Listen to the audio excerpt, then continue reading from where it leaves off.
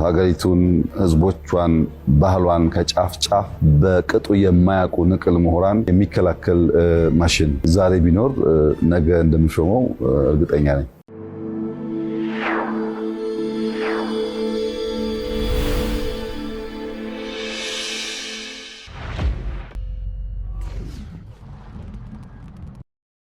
ይህ በመግቢያችን ላይ የሰማችሁት ብዙዎችን ያነጋገረው የጠቅላይ ሚኒስትሩ ቃለ ምልልስ አጠር ያለ ቅንጭብ ነው። ከጠቅላይ ሚኒስትር አብይ አህመድ ከተጠያቂ ይልቅ የጥያቄው ሰለሞን ካሳ የዶላር ክፍያ ትኩረት የተሳበበት የዚህ ቃለ ምልልስ አንኳር ነጥቦች የዕለቱ የመረጃ ቅኝታችን ትኩረት ናቸው። ለ7 ዓመታት ከሚዲያ መግለጫ ከጋዜጠኞች ቃለ ምልልስ ተነጥለው ቆይቷል የሚባሉ ጠቅላይ ሚኒስትር አብይ በኢቢኤስ ቴሌቪዥን ያደረጉት ቃለ ምልልስ የብዙዎች የውይይት ርዕሰ ነጥብ ከፍተዋል። ጠቅላይ ሚኒስትር አብይ ቲክቶክ ከተሰኘውና በኢቢኤስ ቴሌቪዥን ጣቢያም ሆነ በመንግስት የመገናኛ ብዙሃን የተሰራጨውን የጠቅላይ ሚኒስትር አብይ አህመድን የትላንት ምሽት ቃለ ምልልስ በወፍ በረር የምናስቀኛችሁ ይሆናል። እንደተለመደው እያደመጣችሁን አብራችሁን ቆዩ።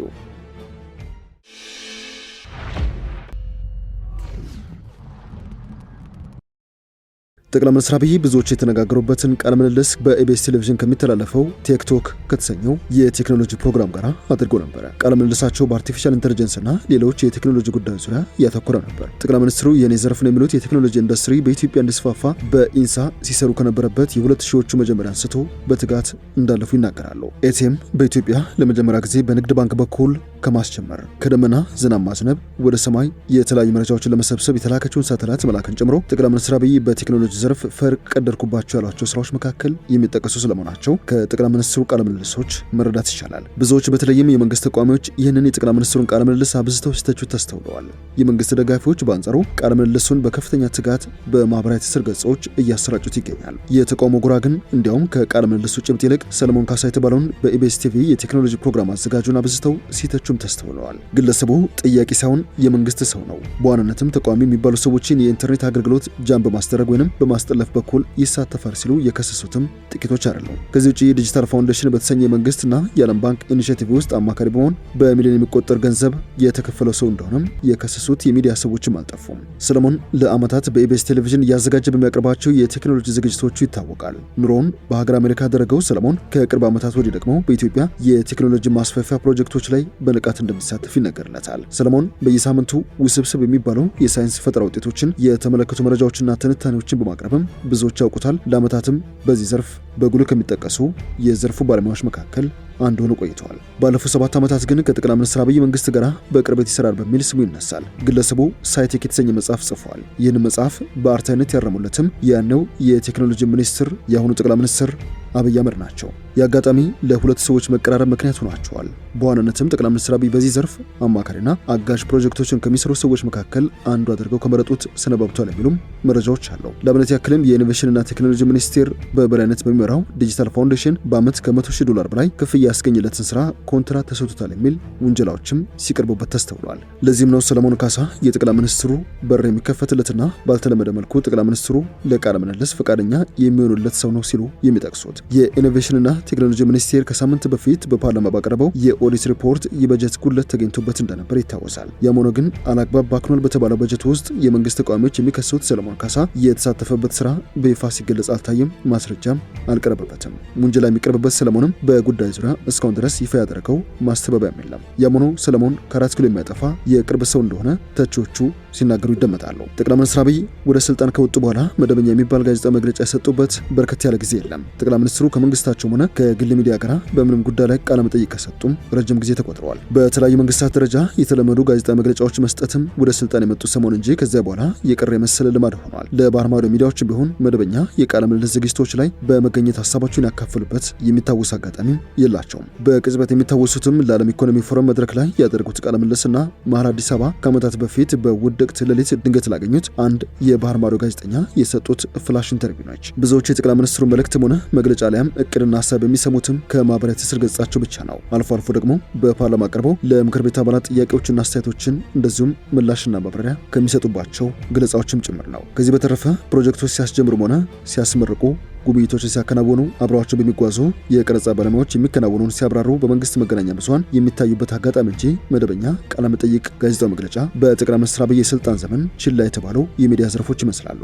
ብዙዎች እንደሚሉትም ጠቅላይ ሚኒስትሩ ከሚዲያውና ከጋዜጠኞች በእጅጉ የራቁ የሀገር መሪ መስለዋል። ነገሩን በተመለከተ እርሳቸውም ሆኑ ሌላ የቅርባቸው ሰው በይፋ ማብራሪያ ቢያሰጥበትም ይህ የስራቸው አሊያም የህይወታቸው መርህ እንደሚሆን ብዙዎች ይገምታሉ። በዚህ ምክንያት ቃለ ምልልስ የማይሰጡ ጋዜጣዊ መግለጫ መርሃ ግብር የሌላቸው በምድራችን ከታዩ የሀገራችን መሪዎች መካከል ከጥቂቶች መካከል የሚያስመድባቸውናል። በዚህ መሃል ነው ሶልቴክ በሚሰኘውና በኢቢኤስ ቲቪ በሚተላለፈው ዝግጅት ላይ ጠቅላይ ሚኒስትሩ ቀርበው ስለ ቴክኖሎጂ እንደዚሁም የዘመናችን መነጋገሪያ የስራ ዘርፍ ስለሆነው አርቲፊሻል ኢንተለጀንስ ሀሳባቸውን ያካፈሉበት ቃለ ምልልስ መስጠት የቻሉት ክቡር ጠቅላይ ሚኒስትር ግዙፍ የሆነ የሳይንስና ቴክኖሎጂ ራዕያቸውን ለህዝባችን ለማካፈል በድጋሚ ለቃለ መጠይቅ እድል ስላገኘው እጅግ በጣም ደስታ ይሰማኛል። ክቡር ጠቅላይ ሚኒስትር እርስዎንም እጅግ አድርጌ አመሰግናለሁ። የቃለ ምልልስ በትናንትናው ዕለት በኢቢኤስ ቲቪም ሆነ በሌሎች የመንግስት ሚዲያዎች ላይ በስፋት ተሰራጭቷል። የቶክሱ አዘጋጁ ሰለሞን ካሳ ከዚህ ቀደምም ጠቅላይ ሚኒስትሩን ቃለ ምልልስ ያደረገ ሲሆን ጠቅላይ ሚኒስትሩ በስልጣን ዘመናቸው ኢንተርቪው ለመስጠት ፈቃዳቸውን ከሰጡት ጥቂት ግለሰቦች መካከል አንዱ አድርጎታል። ለመሆኑ በዚህ ቃለ ምልልስ ከተነሱ አንኳር ነጥቦች መካከል የትኞቹ ናቸው? ጥቂቶቹን እናገራቸው። ከዝግጅቱ ባለቤት ጥያቄው ሰለሞን የሮቦት አማካሪ ቢኖሮት ስሙን ማን ይሉታል? ከሌሎች የካቢኔ አባሎቻቸው በተጨማሪ በአርቲፊሻል ኢንተለጀንስ ዘርፍ አማካሪ ቢኖሮት ይህንን የሮቦት አማካሪ ማን ብለው ቢሰይሙት ይመርጣሉ? በሚል ለቀረበላቸው ጥያቄ የሰጡት ምላሽ ግን አነጋጋሪ ነው። የጠቅላዩ ምላሽም ተከታዩ ነበር። እኔ አሁን ባለሁበት የስራ መስክ አማካሪ ሊሆነኝ የሚችል ሮቦት ቢኖር የመጀመሪያው የኢትዮጵያ ስብራት ምንድነው? ችግር ምንድነው? ምን እንዲፈታልኝ ነው ማስበው የሚለው ጉዳይ ቀድሞ ይመጣል። በእኛ ሁኔታ አሁን ቀዳሚው ፈተና ብዬ የማስበው የጋራ ህልም፣ የጋራ ትርክት መፍጠር ነው። እንደ ህዝብ አንድ የሆነ ፍላጎት፣ ህልም ኖሮን ለዚያ ህልም ሳንበታተን ተደምረን የምንሰራበትን ነገር መፍጠር ነው። ጠላቶቻችን ዋና ዓላማቸው መከፋፈል ነው። በሃይማኖት፣ በዘር፣ በሆነ መልኩ የኢትዮጵያን ህዝብ መከፋፈል የየዕለት ስራቸው።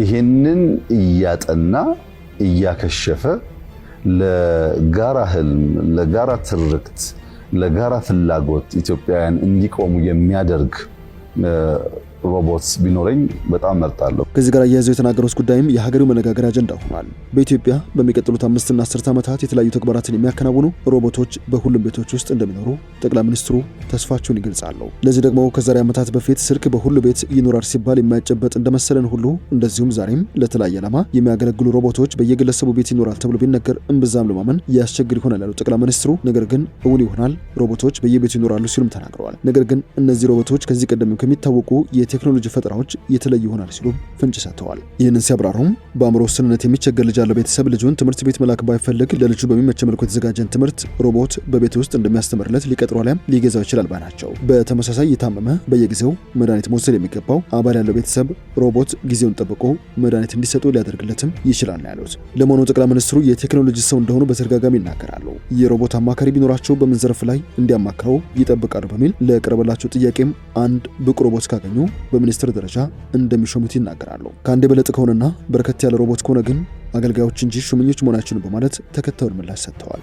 ፈጥነ ካመጣህልኝ፣ ካላመጣህልኝ ግን አንድ ሮቦት ብቻ ስለማይሆን በርከት ያሉ ሮቦቶች አገልጋይ እንጂ ተሿሚ ስለማይሆኑ እንግዲህ ጊዜው ለሚሰጠው ስምም ወሳኝ ይመስለኛል። ጠቅላይ ሚኒስትሩ ጠላቶቻችን የኢትዮጵያን ሕዝብ በሃይማኖት በዘር መከፋፈልና ሌሎችም ክፉ ስራዎች ዋና ዓላማቸው የየዕለት ስራቸው ነው ሲሉ የሚናገሩ ሲሆን ይህን እያጠና እያከሸፈ ኢትዮጵያን ለጋራ ህልም፣ ለጋራ ትርክት በጋራ እንዲቆም የሚያደርግ ሮቦት ቢኖራቸው እንደሚመርጡ ይናገራሉ። ሰዎች በሆነ ጊዜ ይደክማሉ፣ ቀን ይስራሉ፣ ማታ ይተኛሉ። ሮቦት ግን ቀን ማታም ስለማይተኛ ከየትም ዓለም የሚነሳን አሉታዊ አጀንዳ እየተከታተለ ለማክሸፍ ኢትዮጵያንን ለማንቃትም የሚያስችል ብቃት ይኖራል ባይ ናቸው። ከሁሉ በላይ ግን ኢትዮጵያ መበልጸግ ትችላለች የሚል እምነት በትውልድ ውስጥ የሚያሰርጽ ሮቦት ቢኖራቸው በእጅጉ ደስ እንደሚሰኙ አመላክተዋል። ከሁሉ በላይ ግን ኢትዮጵያን ለመበልጸግ ትችላለች፣ ይቻላል። ኢትዮጵያ ውስጥ ብልጽግና የሚጨበጥ ነገር ነው፣ የማይቻል ነገር አይደለም የሚለውን እምነት በትውልድ ውስጥ የሚከት ቢሆን በእጅጉ ደስ ይለኛል።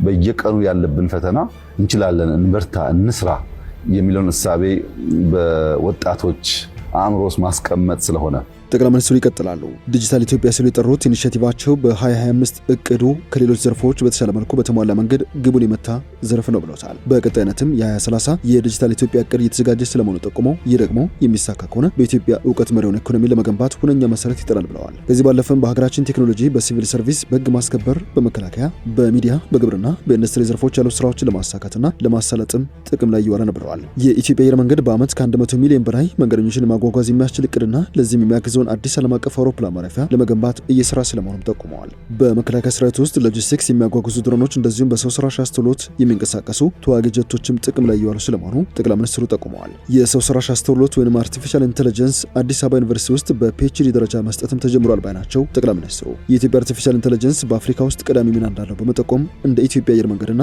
ኢትዮ ቴሌኮም ሁሉ የአፍሪካውያን ኩራት መሆን የሚችል ዘርፍ ነው ሲሉ በአደባባይ ሲናገሩ ተደምጠዋል። ጠቅላይ ሚኒስትሩ በዚህ ቃለ ምልልስ የአየር ንብረት ሰሚቶችን ይተቻሉ። በዓለም አቀፍ ደረጃ የአየር ንብረት ለውጥ ስብሰባዎች ላይ ምድራችንን ከብክለት ነጻ ለማድረግ አማላይ ንግግሮች ቢደረጉም ቃል ቢገባም በተግባር ግን ትንሹን ችግኝ የመትከል ተግባር እንኳን የሚያከናውን ሰው የለም ሲሉ ተችተዋል።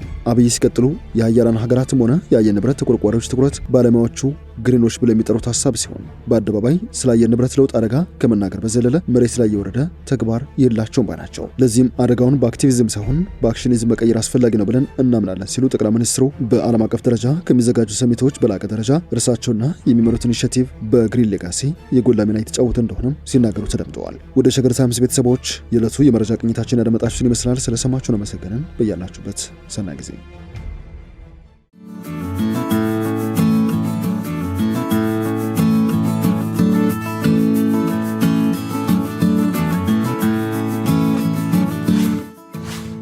ሸገር ታይምስ ሚዲያን ሰብስክራይብ በማድረግና ደወሉን በመጫን ይከተሉን።